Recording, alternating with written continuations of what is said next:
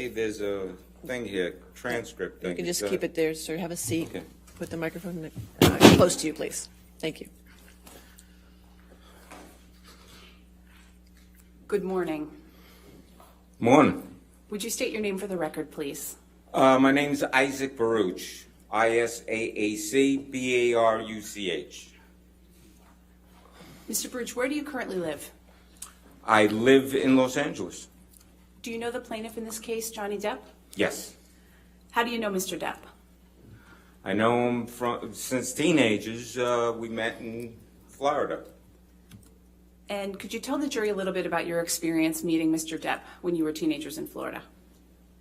Yeah, we were both playing in bands. We had mutual friends, and that we met in probably 1980. And yeah, we hit it off. We got along with each other, and yeah. How often did you see Mr. Depp when you were teenagers together in Florida? A few times a month. I'd say it could be more, a little more or whatever, because, you know, we'd see each other at parties and clubs, nightclubs where the bands played. Yeah, like that. And for how long were you both living in Florida and seeing each other somewhat regularly? Well, we met in like 1980, so and then we both moved away. He moved to California. I moved to New York. What was that, 80? From 80 to 83. That was that, like 4 years?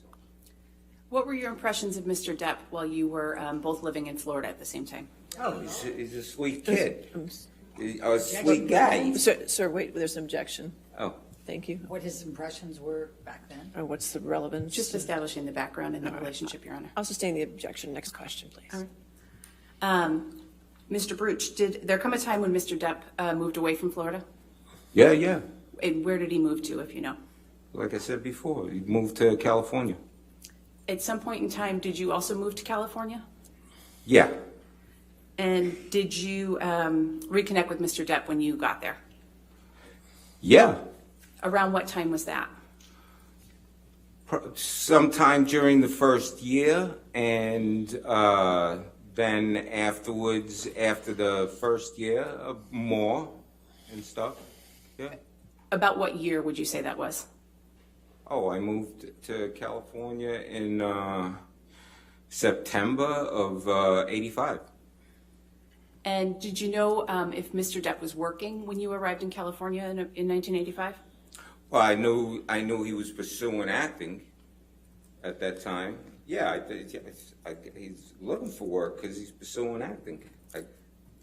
How often did you see Mr. Depp when you first moved to California? Well, like I said, the first year, a few times. Afterwards, I had a friend whose girlfriend lived in the same building as Johnny, and so then hanging out over there, I ended up seeing Johnny more often. And plus, my friend, who I'm talking about, whose girlfriend lived in the same building, he was playing in a band, and they needed another guitar player, and Johnny ended up joining the band, so we were hanging out a lot more often. What were you doing when you moved out to California? I was pursuing music also, working retail jobs and trying to get a band, make a band, you know. Did there come a time when you began working for Mr. Depp? Oh, yeah. When was that? Oh, that's later on. That's like in 1993. What were you doing for Mr. Depp when you started working for him in 1993? Well, he owned a place called the Viper Room, and which is a music venue, nightclub, bar, and bands play. And it was already open for 6 months. And the girl who was working, the person who was working as office manager didn't want to work there anymore. So the guy who was running the place for Johnny, who was a friend named Sal Jenko, another Florida friend from back in 1980 when we all first meet, he calls me up and he says, "Hey, Isaac, do you want to work this job?"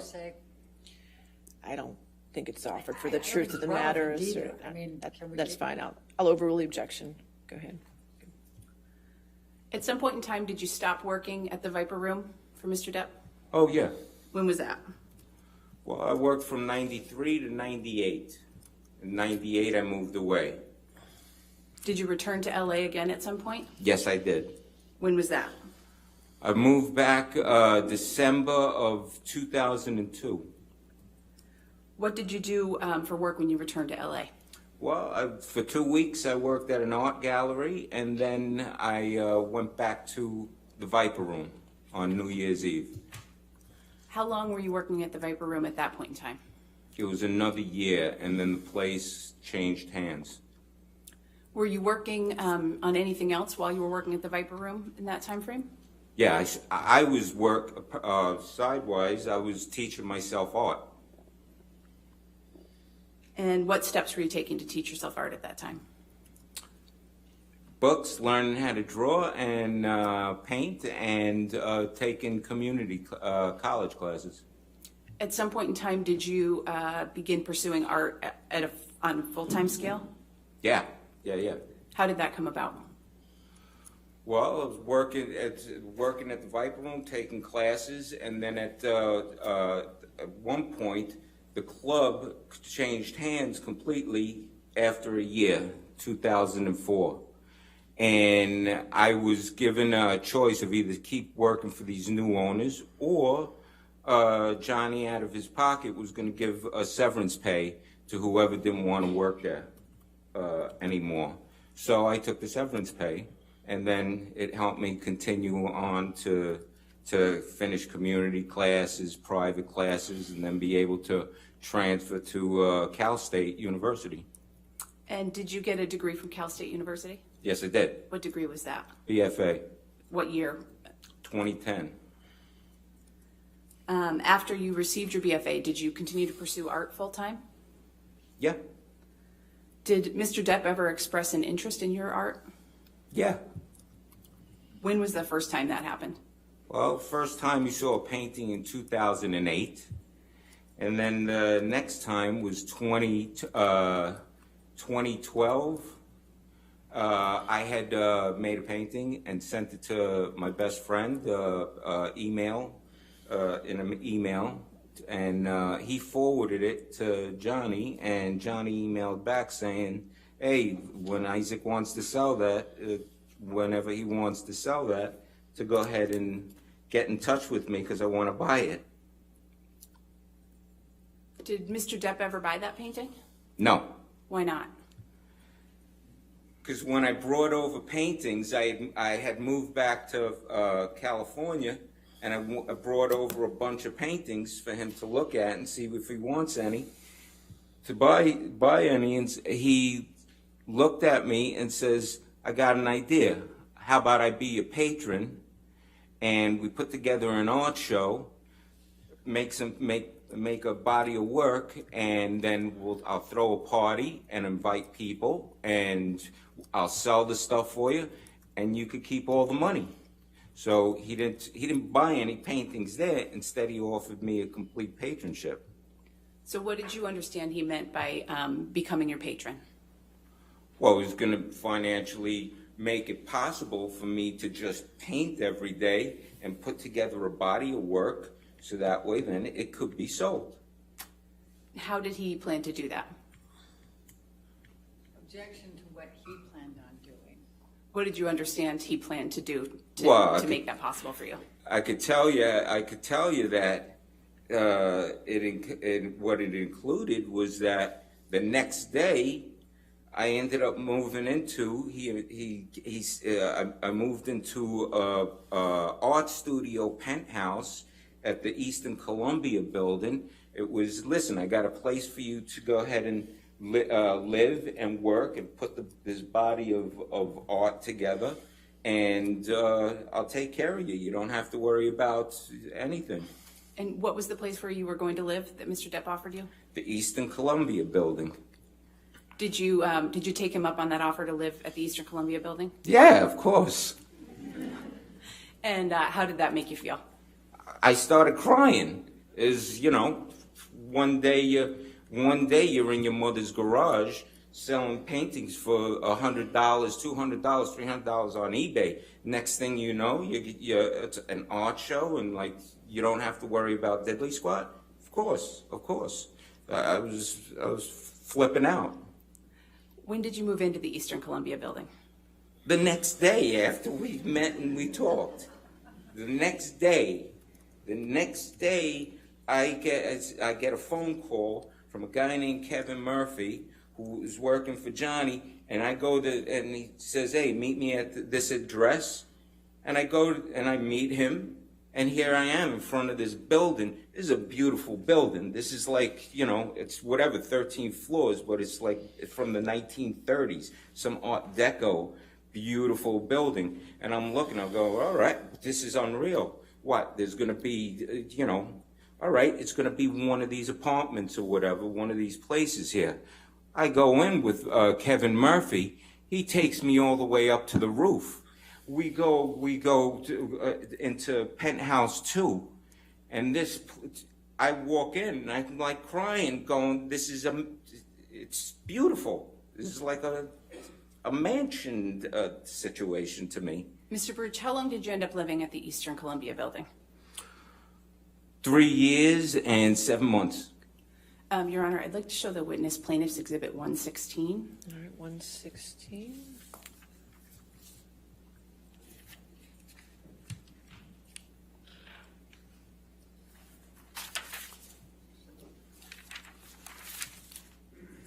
Am I looking at something? You will in a second, sir.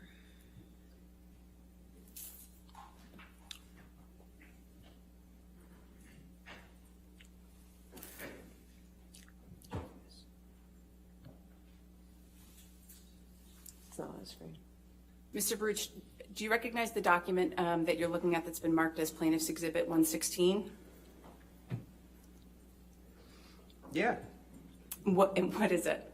This is the floor plan of the roof. All the penthouses up on the roof at the Eastern Columbia. And that's the building where you lived starting in March 2013, is that right?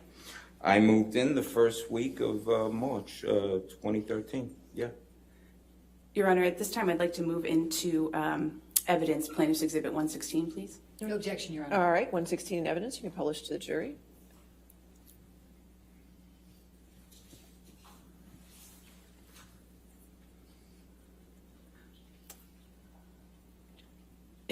I'm sorry, Your Honor, I just want to be sure that. Yeah, they can see it in the gallery. See it. We'll just have to work on All that right, screen. great. Thank you, Your Honor. Mr. Baruch, can you describe for the jury what is depicted here in Exhibit 116? Yeah. So the right side of this graph is there's a pool there. There's another top of another apartment that actually starts on the floor below. It's a 2-story apartment. But there's a pool there, and there's a gym, workout room. And the left side, there's at the bottom, there's an X, and that's the elevator. And so you walk out of the elevator, you make a little left, and there's part of Penthouse 5 right there, straight ahead. And then you keep walking straight, and then you make a left, a sharp left, and the actual Penthouse 5 is straight ahead. And then you hang a right, and you start walking up that way. On your right is going to be Penthouse 1. On your left is going to be Penthouse 4. When you get to the end of that corridor, is the door for Penthouse 3. And if you hang a right, oh look, there it is, it came up on the screen. And if you hang a right and you go down to the end, is the door to Penthouse 2. That's the apartment that I lived in. And who did you understand owned these penthouses? Oh, Johnny owned them all. Which one did you live in? Penthouse 2. Was anyone else living in the penthouses at the time that you moved in March 2013?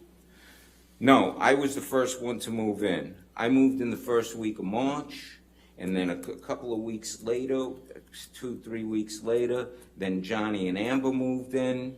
And then after that, the next one to move in is Rocky, Raquel Pennington, Amber's friend. And then at some point, her sister moved in, Whitney. And also at some point, Rocky's boyfriend moved in with her in Penthouse 1. So I believe you just testified that Mr. Depp and Ms. Heard moved in shortly after you moved in, is that right? Yes. And which penthouse did they move into? Penthouse 3. And then you testified, I believe, that someone named Rocky Pennington moved in? Yes. Who was Rocky Pennington? Amber Heard's friend from Texas, and I think they made, I don't know, I'm not sure if they told me that they moved out there together or something like that, but yeah, her friend. And later you said that her boyfriend moved in with her. What was his name? Josh Drew. And which unit did they live in? Penthouse 1. And I believe you also testified that Whitney moved in. Who was Whitney? Whitney Heard. She's married, so she's got a different last name. I'm not sure what it is. But Amber's sister, Whitney. And which of the units did Ms. Heard's sister live in? 4. Can you tell the jury a little bit about your relationships with Ms. Heard, Ms. Pennington, Mr. Drew, and Ms. Heard's sister? Oh, yeah, I was friends with all of them. I loved them all. They all treated me with respect. It was great. You know, I'm an old-time friend of Johnny's, living there, and we were looking out for each other. We became great friends. I fell in love with all of them. When you moved in to Penthouse 2, you were working on an art show with Mr. Depp, right? Yeah, that's the entire reason that I'm there, is to work and put together this art show. Did you have a time frame that you expected to be able to put on that art show? At first, when we first powwowed this idea, when, you know, we talked about, all right, what do? You know, what's this show going to be? How many paintings is it going to be? And we came up with a number. Okay, there's going to be a certain body of work. I'm not a known person. I'm just some schnook painter. If I was a famous painter, I could make 5 paintings, and the room will fill up. But so we decided, okay, like 25 pieces of work, large scale, and Johnny says, hey, how long do you think this will take? I said, I've never done it before. I don't know, maybe a few months. And were you able to complete the paintings in a few months? No, it took me in order to make 2 large scale paintings. It took me like almost 2 months. And I'm start freaking out, going, I'm only got 2 paintings, and all right, I got to do 25. I said a few months. So I ended up going to Johnny's place and saying, hey, look, dude, this is going to take a lot longer than a few months. I could only make 2 paintings. And how did Mr. Depp react? He looks at me and he starts laughing and he says, Ike, don't worry, I do not care. I just want you to paint however long it takes. I want you to paint every day. During the course of the time that you were living at the Eastern Columbia building, did Mr. Depp ever give you any money? Yeah. How much did he give you? Over a period of 4 years of the patronship, I ballpark calculated probably around 100,000. And how did you come up with that amount? Well, from the first get-go, when I said, hey, look, I need dough, you know, to buy stuff and to, you know, do this, I ended up getting an envelope the next day with $5,000 in it.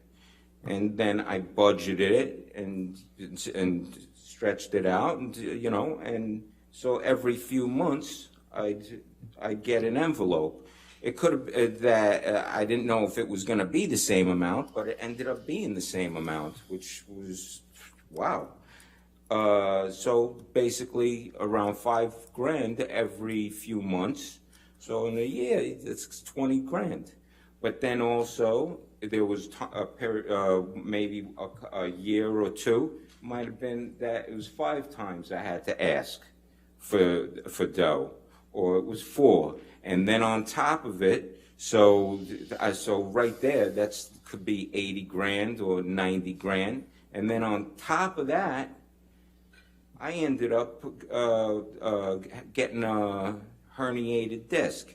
He sent me to the doctors to get an MRI and see the doctor, get an MRI, and there was 10 weeks of therapy that he covered. So I throw that in there too, and I ended up coming up with the figure of 100 grand. Could be a little less, could be a little more. What was your understanding of whether Mr. Depp intended to be paid back for that Oh. money that he provided to you? There's no, that's not even the thought of being paid back. This is something that he wanted to see happen. This is something he invested in. He knew he was going to spend money to make it happen, for me to survive and paint and create this thing that he wanted to see because he liked the art. And so there was no payback, and the whole thing was about him selling the art, so that way I keep all the money. He didn't expect anything. He was doing this as a friend, as he's done with many other friends. Objection, Your Honor, hearsay, and move to strike. All right. I'll sustain the last sentence of his And if statement. you could explain to the jury that striking means that. Right, we've done that, but that's fine. Thank you. Thank you, Your Honor. Mr. Baruch, did there come a time when you decided that you planned to pay Mr. Depp back? Oh yeah, that for me, when he's told me he had a money situation going on. For me, it was like this guy just changed. He's been making it possible for me to live and work and make product, and I'm by that expense, I'm part of the problem. It's like, how do I help him? How can I help him? I mean, he's sharing his sandwich with me, you know. It's like, how do I share that my sandwich with him? Give him that half to make something up. You don't not do anything, and the only thing I got is paintings. So I stood up when he's telling me what he's telling me about his money situation, and for me, I said, hey, if these things ever sell, we got to split this 50-50, and I ain't taking no for an answer. Something I got to put something into this. So for me, I looked at it like he has to get something back. Mr. Baruch, during your time living at the Eastern Columbia building, did you develop a relationship with the defendant in this case, Ms. Heard? Yeah. And did you get along with Ms. Heard? I loved her. I fell in love with her just like Johnny fell in love with her. I fell in love with her. She's totally respectful, gracious to me, that she's got great teeth, that she treated me with complete respect. Anytime I walk into the humor-wise, total locker room humor, demented humor, totally laughed at, the jokes, made the jokes, totally got along with her. Every time I walked into their place, Isaac, you want something to eat? Isaac, you want something to drink? Every time. There's only one time I remember that she didn't offer, because I walked in and she's in the kitchen at the counter and she's doing a beauty facial mask, and so she can't offer me. And I'm going, hey, is that something that can help me? And she looked at me and she goes, no. And I'm laughing, and then she laughed after because she didn't realize she was making a joke. So Yeah, Mr. I loved her. In your 3.5 years living at the Eastern Columbia building, did you have opportunities to observe Mr. Depp's and Ms. Heard's relationship? Yeah. Can you describe what you observed about their relationship? They were always loving with each other. They treated each other like gold, you know, kissing and you know, what can I get you type of thing, you know, being kind with each other. Always loving, always a loving situation. How often would you say you interacted with Mr. Depp and Ms. Heard? If they were there, because they're traveling, they're working and doing stuff. If they were there, I saw them maybe 2-3 times a week. Maybe there might be one time a week that I see them, that I go over to hang out or, you know, see them. Or they might come, or Johnny might come over to visit, or, you know, like that. Since you've known them, did you ever see them get physically violent with each other? Never. Did you ever see them argue? Yes. How many times? Probably like twice. Okay. Can you describe the arguments that you witnessed? The first argument that I remember was walking in. It was a telephone argument. Johnny's at the kitchen table and he's screaming about something, and on the other line, because it's on speaker, and he's talking with the phone at the phone. The other person is Amber, and that she's in New York, and he's at the kitchen table, and they're arguing, and he's going, "Who is it? Who is it?" And she's saying, "Oh, baby, come on, please don't. What are you doing, baby? Why are you being like this, baby?" And this went on for a little while, and I'm listening, and then he hangs up. She calls back again, and it's the same thing. Who is it? What's going on? Who is it? And she's saying, "Oh, come on, baby, don't be. What are you doing, baby?" And then hang up the phone again. The third time it happens, I'm saying there's no solution in this conversation. I grabbed the phone from him and I says, "Hey, Amber, this is Isaac. Listen, this conversation is now over." And I hung up the phone. And she didn't call back again, and he went to the couch and went to bed. I believe you said you saw them argue twice. Was there another time that you saw them argue? I ended up going over, and there's at the kitchen table is Johnny, is Amber, is Rocky, and Josh. And and I'm going, "What are you guys doing?" And they're hanging out, and they're trying to plot to figure out a way how to get rid of Whitney to not live there anymore. And I felt bad. I like Whitney. Says, you know, "Oh, well, you know, that's going to be a drag." And you know, "What are you plotting? You know, how do you figure out? Hey, lend your sister some dough and let her move out." But, you know, they're trying to figure something out, something differently or whatever. At one point, so there was a point, Johnny got completely, you know, flustered and frustrated, and he got up and he walks away. And as he's walking away, he says, "Figure it out." And that was it. That was the whole thing. I don't know if you want to call it, I don't think you might call that an argument, but. Your Honor, I'm about to switch gears a little bit. It might be a good time for a mid-morning break. Perfect. Thank you. All right, ladies and gentlemen, we'll go ahead and have you take your morning recess for 15 minutes, okay? Just remember, do not talk to anybody and do not do any outside research, okay? And we'll see you back here in 15 minutes.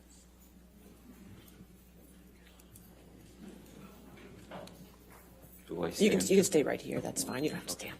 Thank you.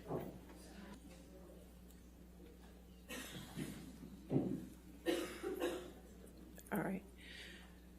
Sir, I just want to remind you, since you're still on the stand under oath, you can't talk to any of the attorneys or Mr. Hurd at this time until your testimony is done, okay? Okay. All right, and we'll be back at 11:45, okay? All right. I got to stay here the whole time? Yeah, you have to stay there the whole time. You can do it. Oh, okay. Okay. Yes, ma'am. Your next question?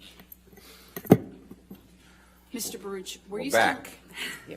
Okay. Thank you for coming back. Yes.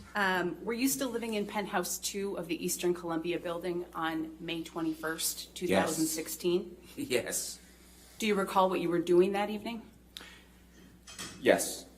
What were you doing? I was out. It was evening time. I'm out in the neighborhood, and I'm on my way home.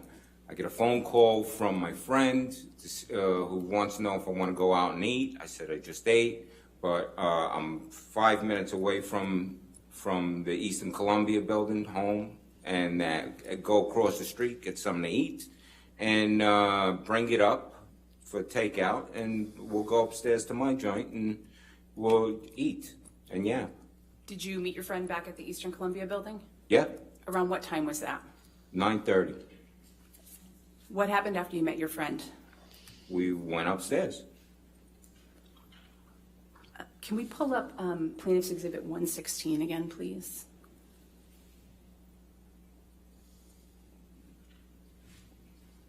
And Your Honor, given that this has already been admitted, I'd ask that it be published.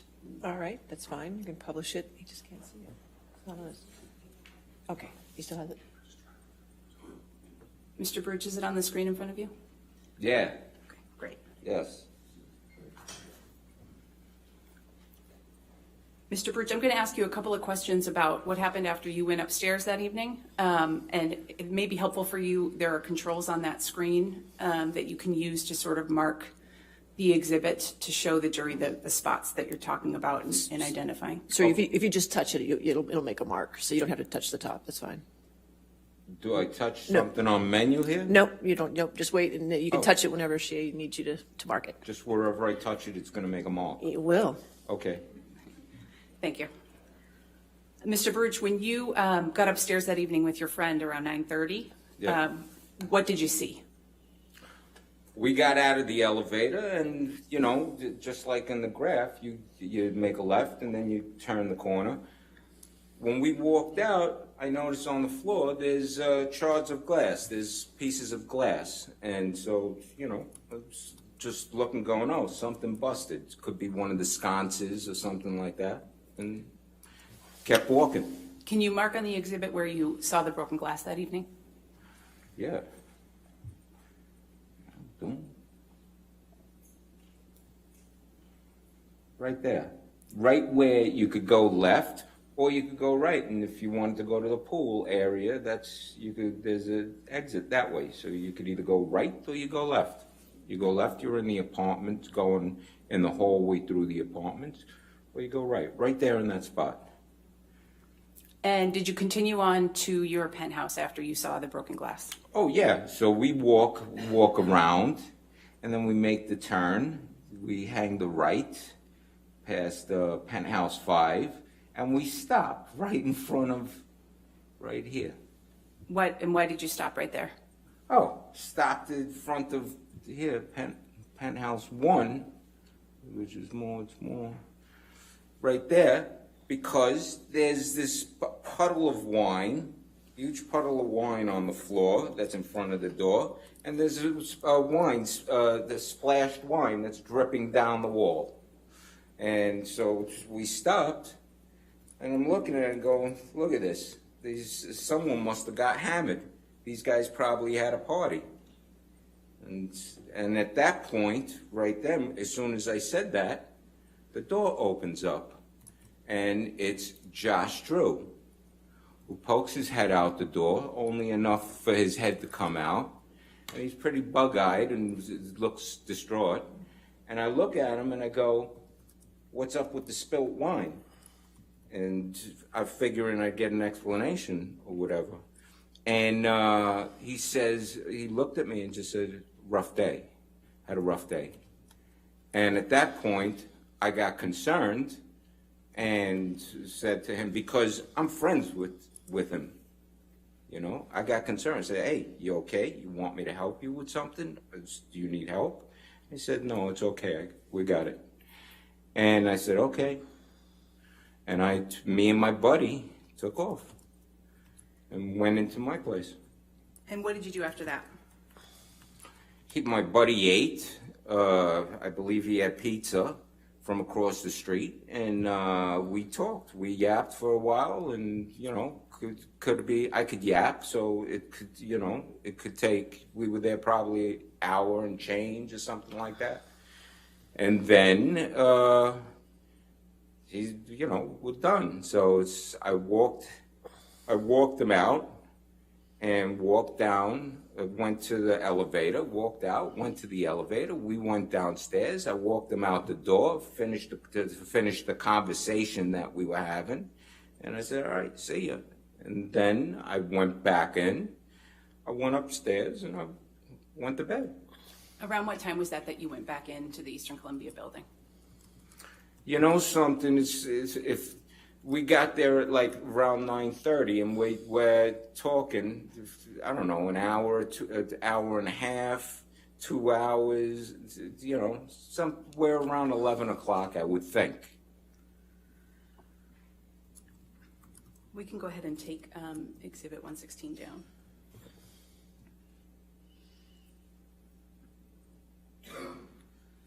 Mr. Baruch, can you describe for the jury the events of the next day, May 22nd, 2016? Yes. It's my birthday. May 22nd is my birthday. I wake up. I end up texting Johnny and saying, "Hey, I'm going to be in town," because he's not staying at the Eastern Columbia building. He's staying in a house in town. Okay? And so I texted him. It's my birthday. I said, "Listen, I'm going to be in town. I'm going to come by and to have a birthday drink." Okay. I didn't hear from him. I didn't get an answer back. But I said, "That's what I'm doing. If that happens, that happens." But so it was around noon time so I left. I walked out of my apartment. And I go through the hallway, as you see the graph. I go through the hallway, and I turn the corner from Penthouse 3. And as I'm walking down, who do I see? I see a group of people. It's a guy in black clothes, a black shirt, black pants, Embherherd, and I see Josh Drew, who's leaning up against the door, and the door is open. This door is open. Something's going on, and as I'm walking up, I'm saying, "Hey, what's up? What are you guys doing?" And then Amber turns to me as I'm walking up. Amber turns to me, and she says, "Johnny came by last night. He got violent, so I'm changing the locks on 1, 3, and 5. And I'm looking at her, and she goes, "Oh, and don't worry about 2. You're okay." And at this point, I'm now walking past. So now we're all in front of the open door of the apartment, and I see there's 2 guys, 2 locksmiths working on the door.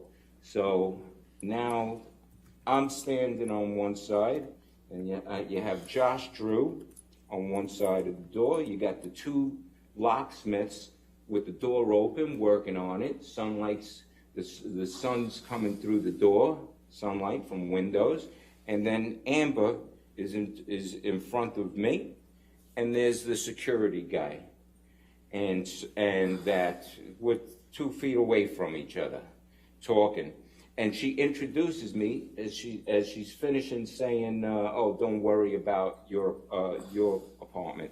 She says, "Oh, and this is a security guard that I got who's going to be hanging around," and I got introduced. She introduced me to him, and I shook his hand. He gave me a card, which I lost, and I'm kind of taking this in and going, and I said, "Wait, what happened? What's going on?" And at that point, Josh Drew looks at me and gives me the high sign to like, "Hey, follow me. I'll tell you in private." And Mr. Rich, when you were speaking with Ms. Hurd, how close were you standing to her? like I said, I'm 2 feet, a foot and a half, 2 feet away. We're all 2 feet. And how was the lighting in that area? There's lights in the hallway, But we're standing in an open doorway that the wall is all windows. Sunlight's coming through, and you could operate in this light. There's that much light. Did you notice any marks on her face when you were speaking with her? No, Did you see any bruises? no, Did you see any redness? no, Did you notice any swelling? no, Did it look like Ms. Heard was wearing any makeup? no. Had you seen her wearing makeup before? Yeah, And you had seen her not wearing makeup before? yeah. I've seen, like I said, with the face mask, doing a face mask, no makeup, hanging around, waking up in the morning, no with makeup, glammed out to go out. And it's 3.5 years of seeing her in different forms. Did you speak with Mr. Drew about anything at that point? Well, yeah, after I said that, hey, what's going on? And he gave me the high sign to like, hey, follow him. We went into my apartment and had a conversation. And what happened after you had that conversation with Mr. Drew? We left the apartment and we go walking back towards Penthouse 1. And as I'm walking back, I say to Amber, as I'm walking up, he hit you? And she goes, yeah, he threw a phone at me and hit me. And I'm looking, because I had just seen her 2 feet away, and I'm going, where? And she puts her head out. She puts her face out like that for me to look at her, the right side of her face. And I'm looking, but at that point also, I'm looking, and I turn around, get on the other side. We're in the doorway. So I'm on this side with the light shining this way from the doorway with the lights above, but the sunshine. And she's got her face out like this, looking, to show me. And I'm looking, and I inspect the face. I'm looking at her forehead. I'm looking at the side of her eye.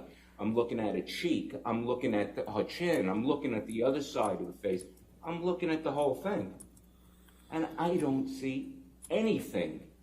I don't see anything I don't see a cut, a bruise, swelling, redness.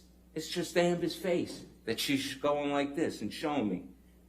So I'm not seeing anything. I back up and I'm making a joke.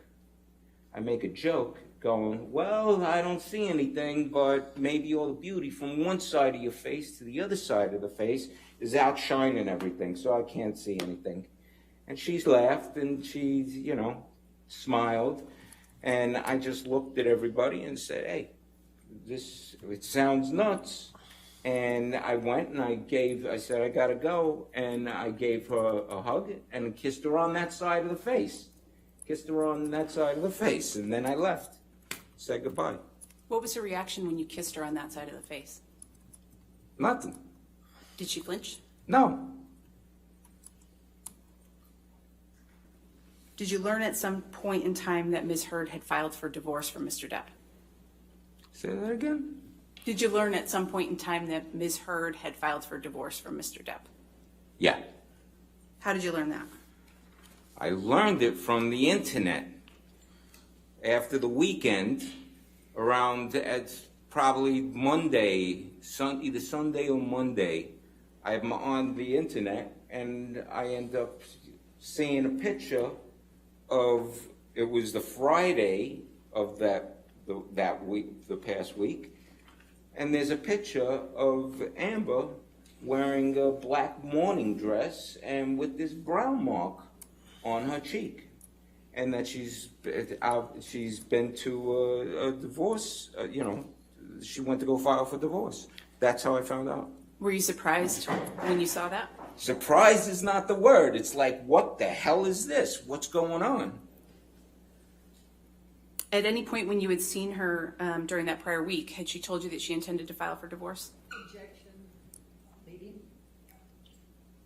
I'll allow it. Go ahead. You can answer the question, sir. What's the question again? At any point when you had seen her during that week, had Ms. Heard told you that she intended to file for divorce? No. No, she never once. Sunday, Monday, Tuesday, Wednesday, and Thursday or Friday, not even see it? No, there's no, I'm clueless. She did not say anything about divorce. So what did you think when you saw those pictures and read the articles and learned that she was filing for divorce? Okay. All right. I'm sorry, objection, relevance to what he thought. I mean, The it builds on relevance. all of the testimony he's given previously, Your Honor. I'll sustain the objection. When did you see Ms. Heard next after that? She knocks on my door June 3rd, Friday night, June 3rd. She knocks on my door around 11 o'clock is the next time that I see her. And what happened when she knocked on your door on June 3rd? I opened up the door, and naturally, you know, something I'll say is, hey, how you doing? You know, to say hello. So I open up the door, say, hey, how you doing? And she looks at me and she says, I'm not feeling so hot that I made some food. Would you like to come over and eat with me? And at that point, after, you know, everything I've seen, I looked at her, I said, listen, me and you, we're not going to talk anymore. After everything that I've just seen all week long, from the past week and change, listen, I'm confused, I'm angry, and I'm frustrated by everything that I've seen. And that I think the best thing is for me and you that we don't talk anymore. Did she say anything in response? Yes, in response to that, she looks at me and she says, I told Johnny I don't want anything. The lawyers are making me do all of this. And you know, that's what she said. Did you respond to Ms. Heard? No, what I was thinking was that to me, after saying that, after she said that to me, I'm thinking to myself, gay cock'em yum, hey, how, you know. All right. I'll sustain that objection. Next question. Did you see any injuries on Ms. Heard's face on June 3rd when you spoke with her? No. Did you ever speak with Ms. Heard again after that? Well, she said to me after that the lawyers are making me do all of this. Then I was just looking at her, and then she ended what she was saying by saying, well, I'm sorry you feel that way. And I closed the door and would never talk to her ever again. Mr. Baruch, did you have any interactions with the staff of the Eastern Columbia building about Ms. Heard's allegations against Mr. Depp? Yes. And at some point, did you see a security video taken in the Eastern Columbia building? Yes. When was that?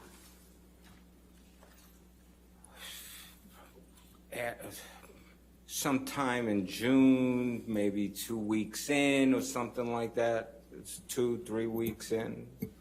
Can you describe what you saw in that video? Yes, I can.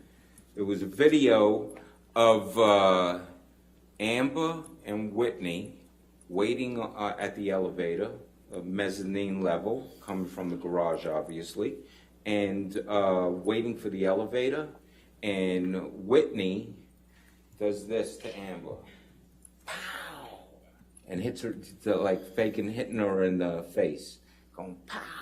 And then they start laughing. Did Ms. Heard react at all in that video to the fake punch that you observed Whitney throw? Yeah, she's laughing. After doing it, they both, laughing at with each other. Tell me, just take us through. Tell me what you saw. Amber's on the left, Whitney's on the right. They're hanging out. Can I stand up? Yes, sir. And so here's Amber, here's Whitney, and they're hanging, waiting for the elevator. And Whitney they're looking at each other, yapping or whatever they're doing, and Whitney goes like this. Pow. Just a fake pow. And then they both start laughing, and then they're just standing there. Mr. Baruch, do you know who Elon Musk is? Sure. Have you ever seen Mr. Musk in person? Yeah. Where did you see him in person? First time was I'm getting into the elevator on the rooftop, penthouse level. I'm going into the elevator, and he's coming out of the elevator, going past me. And when did that take place? This is after May. This is sometime June, it could be July, but after May. In that same year, 2016? Yeah. And when was the second time that you saw Mr. Musk?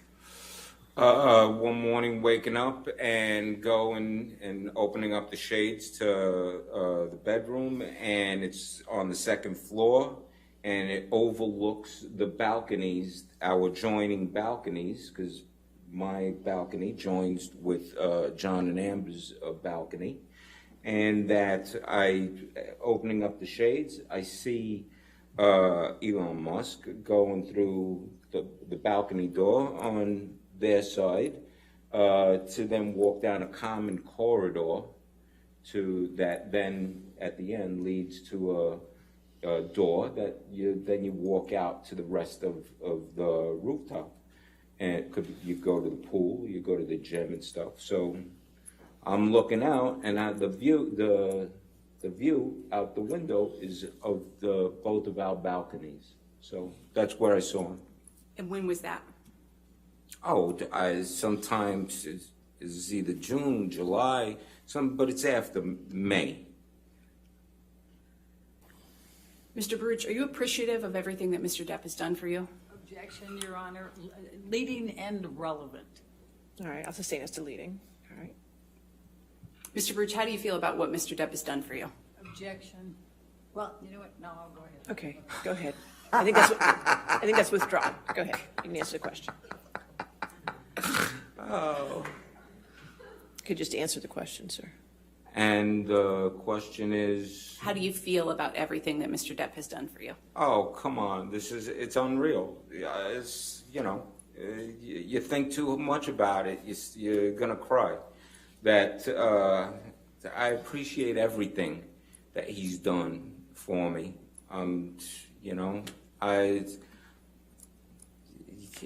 It's like stuff you can't pay back.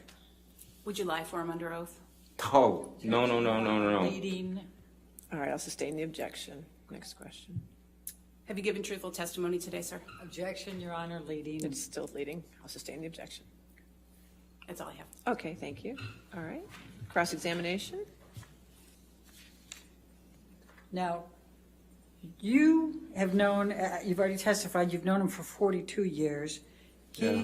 You didn't pay rent at the penthouse, correct? No one did. Right. Okay. And then after you finished at the penthouse, you went over and lived with him in Sweetser, correct? I live in one of his house that he owns on Sweetser. And you still live there? Yes. And rent-free, correct? Yes. Okay.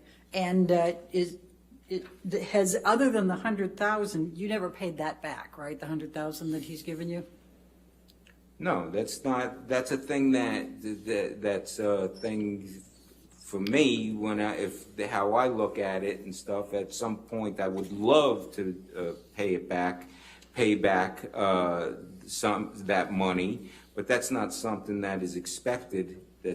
He's expecting. Would you say you're kind of beholden to Mr. Depp? No, I'm not beholden at all. He's given you $100,000. He's put you in that nice. I'm sorry, I didn't hear the whole question. Can you say it again? You were rent-free in penthouses for a number of years, and now you've been rent-free ever since in Sweetser? That's a nice friend. Yeah, okay. Let's start with the makeup. Now, you know that Ms. Heard was... Excuse me. I I'm sorry? didn't hear the beginning of what you started saying. I said, let's start with the makeup. Okay. Okay. You're aware that Ms. Heard has both modeled and been an actor and had been for many years before you met her, correct? I knew she acted. I didn't know she was a model. Okay. Were you aware that she had a commercial agreement with L'Oreal, for example? When, now or back then? What's your knowledge? I don't know any of that. Okay. Have you ever been with Ms. Heard when she has put makeup on? I've been in the room, yeah, when makeup was getting put on her, yeah. When makeup was being put on her, was this for some acting role or something like that? It was an event that they were going to. So that was somebody else applying makeup to Ms. Yeah. Heard, who was going to have some gala event that she was going to. Yeah. Okay. Have you ever been with Ms. Heard in her bathroom or anything when she's applying her makeup in the morning? No. Okay. Are you familiar with Amica cream? What is it? Amica? Amica? Yes. No. Okay. Do you know what type of foundation Ms. Heard uses? No. Do you know what type of concealer Ms. Heard uses? No. Do you know what type of tint Ms. Heard uses? I have no clue. Do you know what types of powders Ms. Heard uses? No. So when you're saying that you didn't notice any makeup, would it be fair to say that you yourself are not familiar with what type of makeup Amber Heard uses on a daily basis? I don't know what she uses on a daily basis. That's my point. Now, the first time that you saw her, which was May 22nd, Yeah. Ms. Heard was there. Were you aware she was on her way to somebody else's birthday party, not yours, but somebody else's that day? No. Okay. Can you tell me what her hairstyle was that day? It's just down. Down as in? Just regular. She has it up now. She's got some kind of hairstyle, but no, she was no hair down, regular, no makeup, just hanging. Well, when you say no makeup, you don't know she was not wearing makeup, correct? For a fact? Correct. No. And you don't know whether she had applied Amica cream, correct? No. And I you- didn't even know what Amica cream is. And you don't know whether she had applied concealer or foundation or powder or tint, correct? That's correct. Okay. All right. Do you know whether she had applied any Amica cream that morning to her face? No. Do you know whether she had applied any concealer to her face that morning? No. Do you know whether she had applied any foundation that morning? No. Do you know whether she had applied any tint that morning? No. Do you know whether she had applied any powder that morning? No. Okay. Now, the next day. I can tell you, she looked like she wasn't wearing any makeup. Right. And would you agree that people who are models and actors can be pretty darn good with putting makeup on so that you can't tell they're wearing makeup? Objection, Your Honor. Foundation, cause for speculation. I think that's a fair question to ask him. I'll sustain as a speculation. All right. Next question. Do you have any knowledge of the skills of Amber Heard with respect to putting on makeup? Well, it can't be that good because she's got a friend who is a makeup artist who came over to do makeup, but I don't really know. And do you know whether Amber had any Amica cream on that day? No, I don't know. And I'll try to make this faster. Do you know whether Amber was wearing concealer, foundation, powder, or tint that day? I don't know. Okay. Now, the next day, I think you said it was she and Whitney. Is that correct? On Wednesday, yeah. Okay. Yeah. Okay. And again, do you know whether she was wearing any Amica cream? Sir, if you could just answer I'm this sorry. question. I'm totally sorry. I'm Thank you, sorry. sir. That, no. And do you know whether she was wearing concealer, foundation, powder, or tint? No. So you're not saying that Amber doesn't know how to put makeup on herself, correct? Oh, no, I'm sure she does. Okay. But again, I would you've- think she does, you know. But for the most, I'll tell you what, over 3.5 years, living around each other, for the most part, she's not a makeup wearing person, completely natural. Her, Rocky, total great complexion, Texas natural girl next door, no makeup wearing, hanging out. Now, you said that on the 22nd that you kissed her on the cheek. What day? The 22nd, your birthday? 22nd, Sunday, yes. Okay, so when you showed it the first time, you went like this, right? And then the next time when you said you did the kisses, you went like this. What's your typical way of kissing women when you greet them or say goodbye? I'm not understanding any of what you just did. Okay, so when you, well, I'll just leave it at Amber. When you, I take it that you would regularly kiss Amber on the cheek when you to say hello and to say goodbye? Yeah, Okay. absolutely. And tell us how you did that. Objection, Could you just Your Honor. show us how you did that? Which time, regularly? Did you have a different way of kissing her on the cheek different times? Or did you have a general way that you would greet or say goodbye to Amber with kisses? It's a regular, you give a peck on the cheek, or, like you just touch cheeks and Okay. that's that. So it's a pretty soft, it's kind of like almost a superficial one, or is it a really hard one on the cheek? No, it's, you kiss someone on the side of the cheek. I don't know, pressure-wise, what kind of talk is there? I mean, is it lip just talk? one of these little pecks, or is it much harder? No, it's a regular. You touch, you touch and boink, and that's that. So you think it was pretty hard? You peck her on the cheek pretty hard every time? Objection, Your Honor. No, I'll sustain the objection if you want the next question. Okay. You also showed that you did one like this. Did you ever do a two-kiss when you greeted Amber? Two cheeks? No, I'm not European. I'm from Brooklyn. No. You give, Europeans do, both sides. Sometimes even three. Bam, bam, bam. But you never did that? No. And I think you testified already, you're pretty angry with Ms. Hurd, right? When? I wrote it down that you were...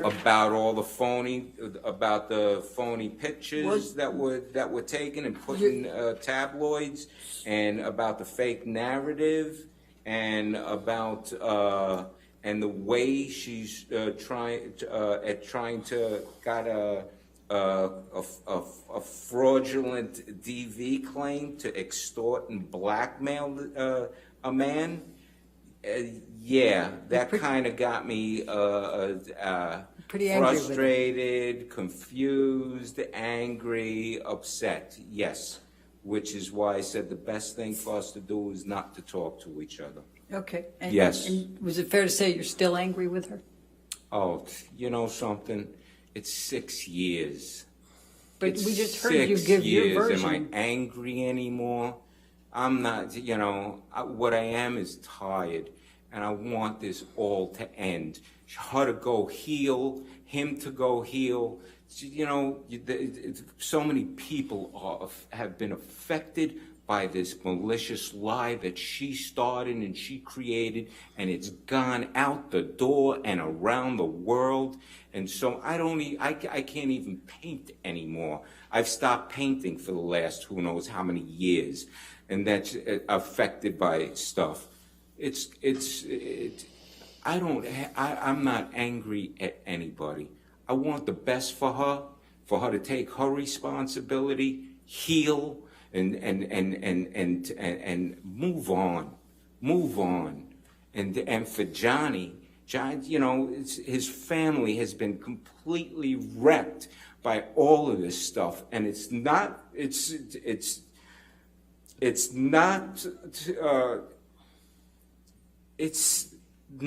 fair. It's not right what she did and what happened for so many people to get affected from this. It's insane. And Mr. Baruch? How this happened. And Mr. Baruch, if in fact she's telling the truth, and if in fact Mr. Depp, who has engaged in enormous rage and domestic abuse and violence of Amber over a period of time that you wouldn't know about, then maybe it's time for him to take responsibility, don't you think? Objection, Your Honor. What's the objection? Speculation. Lack of foundation, relevance. Speculations.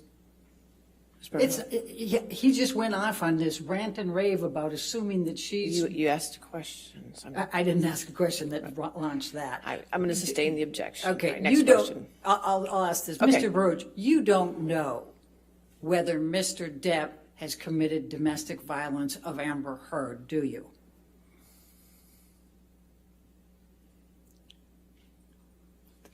I'd never witnessed.